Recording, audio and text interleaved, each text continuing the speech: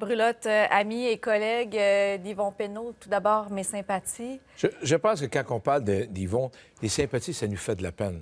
Mais le moment qu'on a vécu, c'était tellement de joie. La beauté avec Yvon, tu es sûr d'avoir une confrontation à un moment donné. À un moment donné, dans la conversation, et c'était toujours plaisant. Parce Il aimait s'obstiner un peu, quoi? Il aimait ça dire le contraire, juste pour une raison, pour savoir ce qu'on pensait. C'était ça la beauté. Il nous provoquait. Puis nous autres, on se pensait intelligents, on embarquait dans son jeu. Puis après ça, on riait. Mais c'est l'histoire. Ici, à TVA Sport, c'est l'histoire du hockey. C'est notre historien. Oui. On n'a pas d'autre. Comme une encyclopédie. Au complet. Penneau. Lui, tu lui parles à n'importe quelle époque. Tu peux partir de Maurice Richard.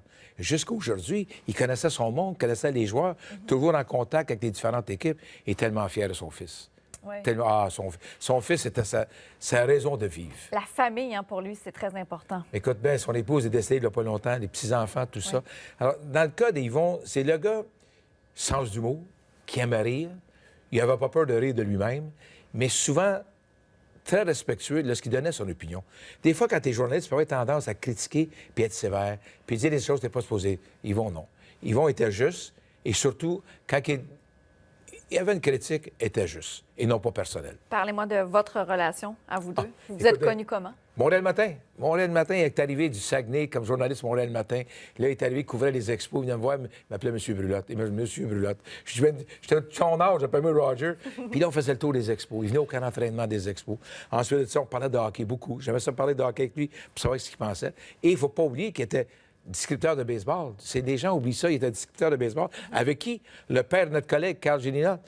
Son père était là. Ouais, son père était là à l'époque, Marc Géniac, comme analyste au baseball. Alors, à RDS, les deux travaillaient ensemble. Alors, quand on pense à tout ça, là, tu regardes l'histoire du Canadien, tu regardes l'histoire du hockey, Yvon Penneau fait partie de cette histoire-là. Il a fait les Alouettes, il a fait les courses de chevaux, il a fait le canot-kayak, puis il a fait du hockey et du baseball. C'est assez polyvalent, ça. Bien, vous aussi, vous êtes une bonne mémoire dans ce cas-là. C'est un bon point. Mais la mémoire d'Yvon va nous manquer. L'homme, oubliez ça, l'homme, c'est sûr. Justement, c'est émouvant d'entendre tous les hommages depuis ce matin et Sébastien Goulet qui est devenu très ému tout à l'heure. C'est pas facile, puis c'est un choc pour plusieurs.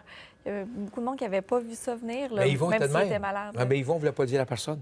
Je parlais à son fils, Éric, continuellement. Oui. Non. D'ailleurs, on a fait un... Je m'en allais ce matin. Ce matin, je quitte chez moi. Lentement, je sors de la maison, le téléphone sonne. Pas de répondre à temps. Je reviens, c'était Éric qui m'annonce que son père était décédé. Comment vous recevez ça, vous? La peine. Tu sais, la mort, malheureusement, c'est toujours pour la personne. La personne, ça lui fait du bien. Mais nous autres, ça nous fait mal. On est égoïstes. On est égoïstes. Au lieu de dire la personne est bien, on dit que la personne est bien, mais pourquoi qu'on pleure? On est égoïste. Bien, c'est une personne mais qui ça fait mal. Oui, bien, c'est une personne qui est appréciée. Quand tu parles d'égoïste, j'ai pleuré un matin, là. Oui. Ah, bien oui, écoute bien. C'est des années, des anecdotes de plaisir. Et surtout, l'histoire du Québec. Il ne faut jamais oublier ça. Il fait partie de l'histoire du Québec. Et tu vas regarder autour à TVA Sport maintenant, là, tu vas parler de hockey. Qui va nous parler de cette époque-là? Qui va nous parler du Canadien? Qui va nous parler de Jean Béliveau? Comment est-ce que Cournoyer était? Comment est-ce que Guillaume et Maxime étaient dans le vestiaire? Il les a connus, lui. Et il y avait toujours beaucoup d'anecdotes. Hein? Ah, ben oui, des anecdotes. Puis les anecdotes, il y vivait. Quand il racontait ces anecdotes, écoutez, je fais un match de baseball avec lui, OK? Pensez à ça. J'écris le match, je suis son analyste. Puis là, il part, le match se joue, il se tourne de bord, je suis pas là. Je reviens, t'étais parti. Je suis une gramme en glace, moi. Là, il était tout seul faisant... Puis on riait de ça. Il riait de ça. Mais c'est un homme, la seule chose que je peux dire, Yvon, merci pour tes connaissances, merci pour ton amitié et surtout ton humour que tu as partagé avec tout le monde. Lorsque quelqu'un nous parle d'Yvon Penneau, il parle d'une chose, son rire. Son rire était incroyable. Oui. Incroyable. Sébastien parlait de son humilité, de sa grande simplicité. C'est peut-être pour ça aussi qu'aujourd'hui, on est triste, on est sous choc parce que c'est un homme qui est apprécié. Qu'on connaisse beaucoup ou peu le hockey.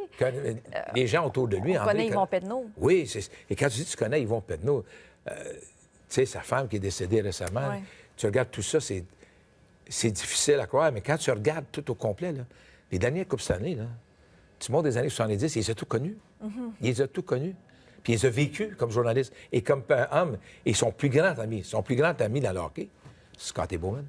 Oui. Scotty Bowman, c'était son grand ami. Yvon, on va te manquer. On va te manquer beaucoup, mais on va penser à toi. On n'aura pas le choix. Oui, merci. Merci infiniment, Roger, d'avoir pris le temps de venir rendre hommage à votre ami. C'était pas un hommage, c'était un message d'amour. Parfait. Merci. Je ne m'obstinerai pas avec vous. Ah, c'est plate. Tu aurais pu remplacer Yvon. Irremplaçable. Oui. Merci beaucoup.